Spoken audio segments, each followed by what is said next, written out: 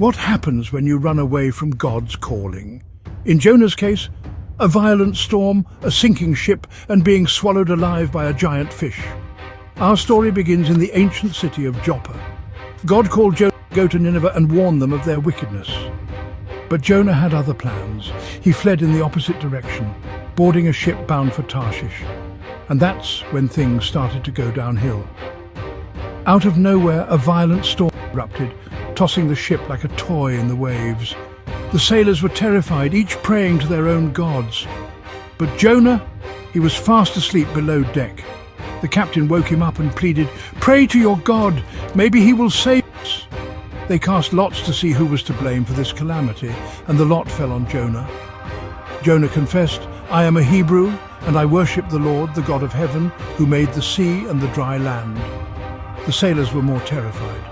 Jonah told them, "Pick me up and throw me into the sea, and it will become calm." Reluctantly, the sailors threw Jonah overboard, and immediately the sea grew calm.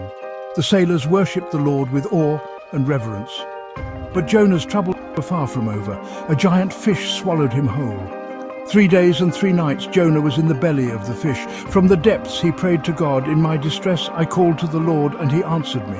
God heard Jonah's prayer and commanded the fish, and it vomited Jonah onto dry land.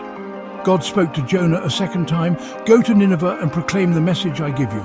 This time Jonah obeyed. He entered the great city and declared, 40 more days and Nineveh will be overthrown." The people of Nineveh believed God. They declared a fast, and all of them, from the greatest to the least, put on sackcloth.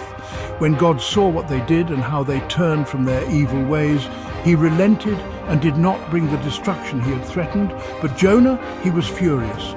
"Isn't this what I said, Lord, when I was still at home? I knew that you are a gracious and compassionate God, slow to anger and abounding in love." God responded, "Is it right for you to be angry?" Jonah went out and sat down at a place east of the city, sulking. God provided a leafy plant to give Jonah shade, but the next day a worm ate it and it withered. Jonah was angry about the plant too. God said, "You are concerned about a plant, but should I not have concern for the great city of Nineveh?" And the story leaves us with this powerful lesson. You can't outrun God's purpose for your life.